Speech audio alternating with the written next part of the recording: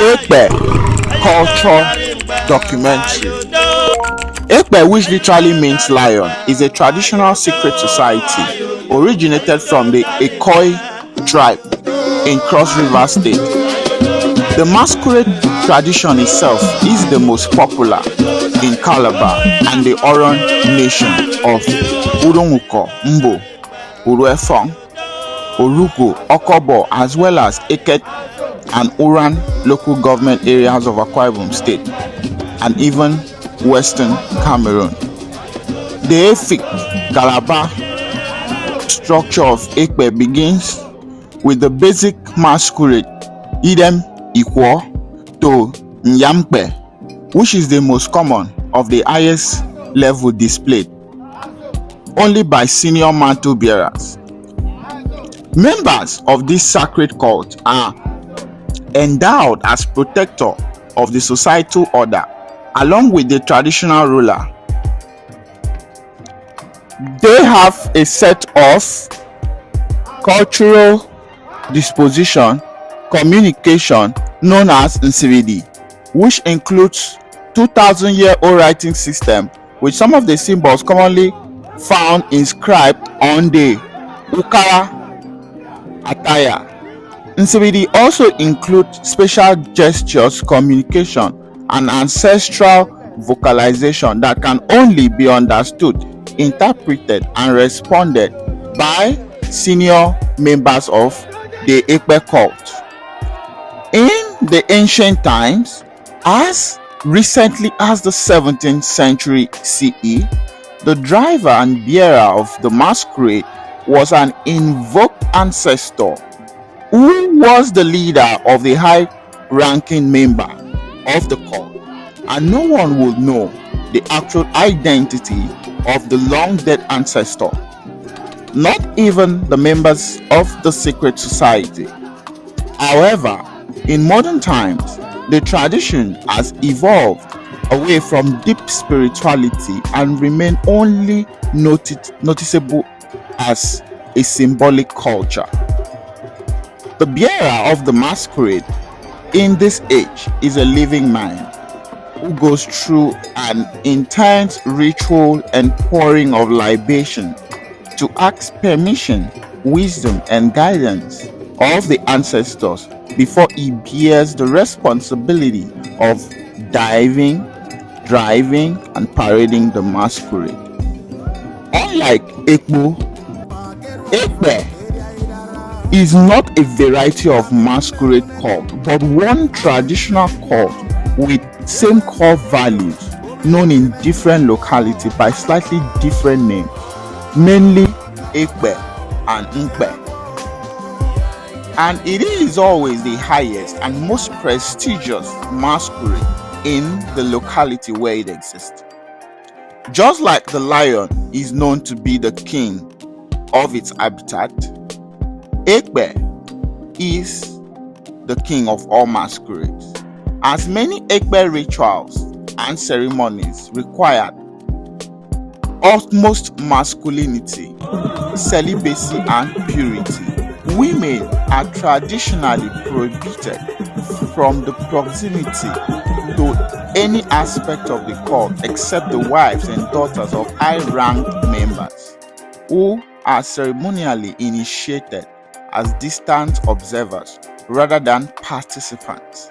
However, women have their counterpart high-status matriarchal societies like Abang, Egombi, and Moningam, from which men are strictly forbidden. In ancient times, it was typical for young females to be initiated into one of the highly exoteric female societies, while young boys would attend their highest discipline within the Ekpe masquerade clan. In its vastness, the Ekpe is a well-structured society with semi-caste characteristics, in that there are categories and titles which one may qualify to be initiated into it, while others are strictly reserved for persons of certain status and backgrounds. However, Based on merit, one from a lower category may find favor being initiated to a higher level if he is successful and if he competes and performs necessary rituals and tough tests that may last for weeks. The Ekpe parades traditionally every end of the year over a period of 7 days known as Ukabadiswa, in which many Ekpe perform spiritually guided walks that includes the Iyoro, Nyiro, random spins from a certain starting point in town to the palace of the traditional ruler. The ruler and a senior member of the court will perform libations of white wine and other spirits to honor the founding fathers by calling out their names after the expression Oje, Oje, Bari, Bari, which means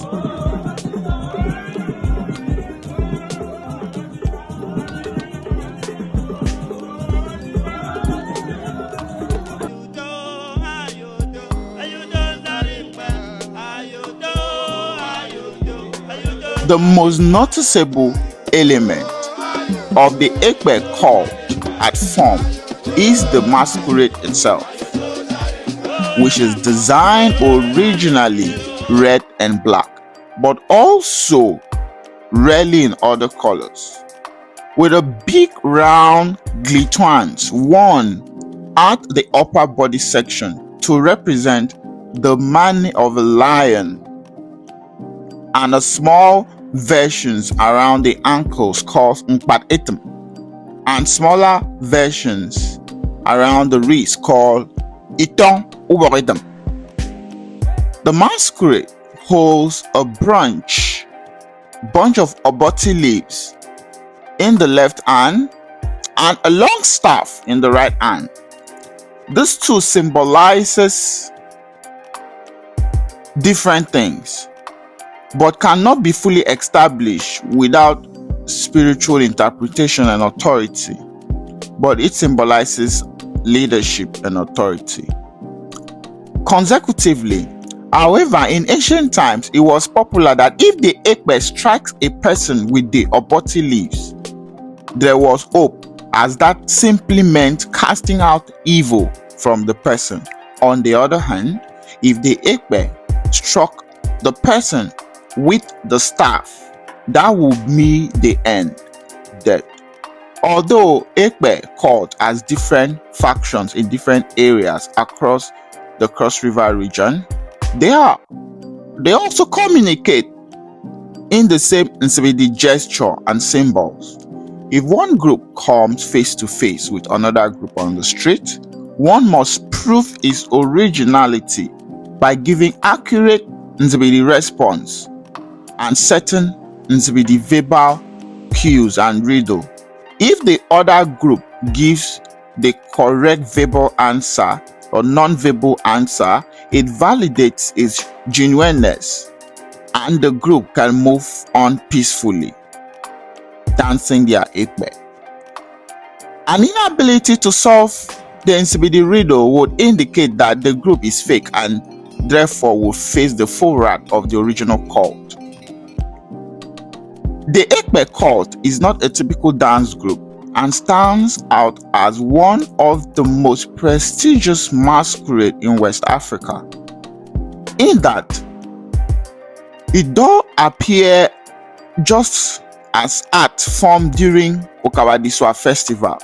It operates as a complete civilized society within a larger society with responsible members initiated into the Ekpe cult, serving as law enforcement, judiciary, and even spiritual consultation. As tradition has it, the senior members of the cult also initiated, trained, and coronated rulers of the land. Even till this day, although the influence of the cult has slowly faded due to its globalization, priorities, lack of interest, young people looking for other interests, the Ekpe remains the custodian of the Efi cultural heritage. Ekpe can also be a given name to a male child of the Akwa Cross region.